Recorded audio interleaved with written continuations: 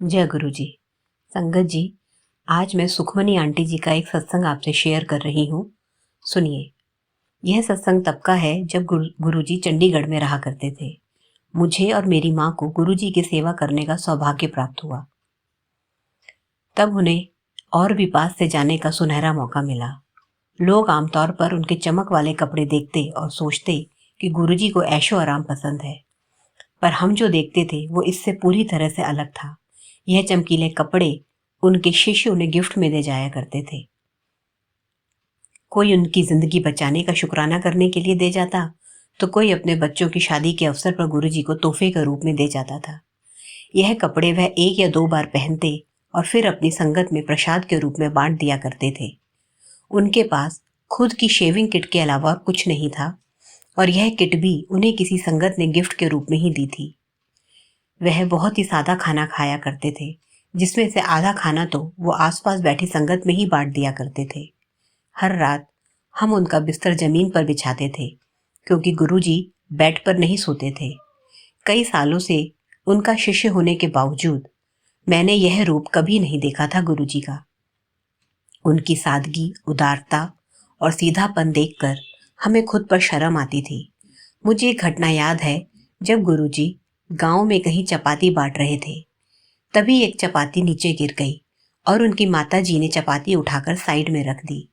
गुरुजी ने अपनी माताजी से कहा कि इस चपाती को न फेंकें, वह इसे स्वयं खा लेंगे। वह संगत से पहले नहीं खाते थे और किसी को भी खिलाए बिना नहीं भेजते थे। किसी को भी उनके चरणों में पैसे चढ़ाने की अनुमति भी नहीं थी। जो भी तोहफे उन्हें मिलते वह संगत में आगे बांट दिया करते थे। गुरुजी अपने लिए कुछ भी नहीं रखते थे। हमें गुरुजी द्वारा हलवा प्रसाद बनाने को कहा जाता था, जिसे वह संगत में बांटा करते थे। हमारे परिवार के सदस्य और हमारी मेड सरस्वती के अलावा किसी को भी रसोई में जाने की आज्ञा नहीं थी जब प्रसाद बन रहा हो। हम उनके हुक्म का ध्यान रखते थे। मुझे और मेरी मदर को घर की सफाई भी दी जाती थी जहां गुरुजी रहा करते थे। गुरुजी के कपड़े धोने की भी सेवा हमें मिलती थी। कड़ा प्रसाद या हलवा प्रसाद बनाने की सेवा में देर ना हो जाए तो कभी कभी यह काम हमारी मेट सरस्वती भी कर दिया करती थी, जो कि गुरुजी की फॉलोअर थी। प्रसाद संगत के आने से पहले ही मंदिर में पहुंच जाया करता था। मैं उसे ठंडा करती ताकि गुरुजी इजीली सभी संगत में बांट सके। एक दिन जैसे ही गुरुजी ने प्रसाद को टच किया, उन्होंने कहा, सुखमनी, आज प्रसाद किसने बनाया है? मुझे लगा हमेशा की तरह सरस्वती ने ही बनाया होगा, तो मैंने कह दिया कि गुरुजी प्रसाद सरस्वती ने बनाया है। गुरुजी बोले, नहीं, आज प्रसाद अच्छा नहीं है, किसी होर ने इसनु हथलाया है। जबकि वह सिर्फ प्रसाद को बांट रहे थे, उन्होंने प्रसाद को चखा भी नहीं था। फिर भी उन्होंने कहा कि प्रसाद अच्छा नहीं है। जब प्रसाद मैंने चखा तो मुझे तो उसमें कुछ भी स्वाद में अलग नहीं लगा, रोज जैसा ही लगा। फिर भी मैंने घर पे फोन करके सरस्वती से पूछा, आज क्या हुआ, प्रसाद किसी और ने बनाया है क्या? तो सरस्वती ने कहा, आज दूसरी मेड घर आई थी और उसने प्रसाद को टच कर लिया।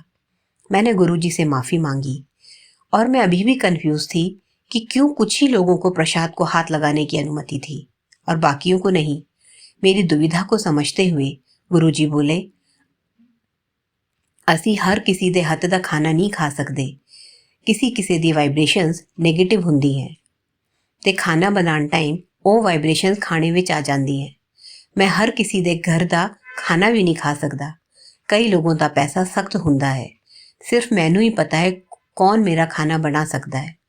मैंने पूछा, गुरुजी, इस प्रसाद का क्या महत्व है जिसे आप बांटते हो? गुरुजी ने कहा, इस प्रसाद विच मेरियां ब्लैसिंग्स हैं। ਇਹ ਪ੍ਰਸਾਦ ਅੱਜ ਦੇ ਵਾਸਤੇ ਹੀ ਨਹੀਂ ਹੈ, ਮੈਂ 25 ਸਾਲ ਆਗੇ ਤੁਹਾਨੂੰ ਇਸ ਦੇ ਨਾਲ ਬਲੈਸ ਕਰ ਸਕਦਾ ਹਾਂ। प्रसाद मंदिर विच खा के जाया करो, इत्थे ये दवाई है, बाहर मिठाई है। हर शाम हम मंदिर और गुरुजी के कमरे के लिए फूल लाते थे। हम देखते थे कि मंदिर के फूल 3-4 दिनों तक फ्रेश रहते थे, जबकि गुरुजी के कमरे के फूल रोज जल जाया करते थे और हमें रोज ही बदलने पड़ते थे। एक दिन मैं अपने आप को रोक नहीं पाई और मैंने गुरुजी से पूछ ही लिया, गुरुजी, आपके कमरे के फूल जल क्यों जाते हैं, जबकि मंदिर में रखे फूल तो कई दिनों तक ताजे रहते हैं? गुरुजी धीमे से मुस्कुराए और बोले, ਸਾਡੇ ਵਿੱਚ ਜਿਹੜੀ ਪਾਵਰ ਹੈ ਉਹ ਅੱਗ ਦੇ ਗੋਲੇ ਵਾਂਗੂ ਹੈ। ਜਦੋਂ ਮੈਂ ਧਿਆਨ ਵਿੱਚ ਬੈਠਦਾ ਹਾਂ ਇੰਨੀ ਪਾਵਰ ਪ੍ਰੋਡਿਊਸ ਹੁੰਦੀ ਹੈ ਕਿ ਸਾਨੂੰ ਓਵਰਫਲੋ ਕਰਨੀ ਪੈਂਦੀ ਹੈ। ਇਸ ਹੀਟ ਨਾਲ ਤੇਰੇ ਫੁੱਲ ਮੁਰਝਾ ਜਾਂਦੇ ਹਨ। ਜਦੋਂ ਮੈਂ ਸੰਗਤ ਵਿੱਚ ਆਸਨ ਤੇ ਬੈਠਦਾ ਹਾਂ उस वक्त मैं ਤੁਹਾਡੇ ਸਾਰਿਆਂ ਉੱਤੇ इस पावर ਨੂੰ उड़ेलता हाँ। मुझे अब समझ आया कि मंदिर में जो भी आता है उसको किस प्रकार गुरुजी से आशीर्वाद मिलता है। गुरुजी का ऑरा बहुत ही मजबूत था। जो भी उनके पास आता जल्दी ही बेटर फील करने लगता था। पानी, चाय, लंगर और प्रसाद विच मेरी पावर है। जो मिलता है खाई चलो, मना ना किता करो। कदे भी प्रसाद नूं वंडना नहीं चाहिदा है। जो प्रसाद थानू मिलिया है ਉਸਨੂੰ ਤੁਸੀਂ ਹੀ ਖਾਣਾ ਹੈ। ਜੇ ਵੰਡੋਗੇ ਤਾਂ ਨਾ ਤੁਹਾਡਾ ਭਲਾ ਹੋਊਗਾ ਨਾ ਹੀ ਜਿਸ ਨੂੰ ਦਿੱਤਾ ਹੈ ਉਸ ਦਾ ਭਲਾ होगा। ये गुरु जी के कहे हुए शब्द हैं। उस दिन मुझे हर उस चीज की कीमत समझ आ गई जो मंदिर में दी जाती थी। आम लोग उसे चाय या खाना समझते हैं जबकि वह एक डिवाइन अमृत है। जब मैं गुरुजी से पहली बार मिली थी तो ये जानती थी कि गुरुजी के शरीर से खुशबू आती है। तब मैं सोचा करती थी कि गुरुजी ने कोई परफ्यूम लगाया होगा। जब मैं गुरुजी के पैर दबाती थी तो मेरे हाथों में भी वही खुशबू आ जाती थी। जब भी गुरुजी सुबह ध्यान से उठते तो मैं उनके कमरे में सफाई के ले जाती। गुरुजी के कमरे में उस समय खुशबू इतनी तेज होती थी कि मेरा सांस लेना भी मुश्किल हो जाता था। ऐसा लगता था मानो हजारों बोतलें परफ्यूम की एक साथ टूट गई हों। मन में जानने की इच्छा रखते हुए मैंने गुरुजी से पूछा, गुरुजी ये खुशबू कहाँ से आती है? वह धीमे से हंसे और बोले, यह कोई परफ्यूम नहीं है। तो मैंने फिर पूछा, तो क्या है गुरुजी ये? प्लीज मुझे बता दीजिए। आपके कमरे से रोज सुबह इतनी खुशबू क्यों आती है? गुरुजी ने कहा, यह खुशबू मेरी बॉडी दी नैचुरल खुशबू है। करोड़ों अरबा महापुरुषों विचों किसी एक विच यह खुशबू होंदी है। यह खुशबू शिवजी विच है। फिर उन्होंने तब अपने हाथ और पैरों की खुशबू लेने के लिए मुझे कहा। वाकई वह एक डिवाइन खुशबू थी। यह सत्संग सुखमनी आंटी जी का है। जय गुरु जी, शुक्राना गुरु जी।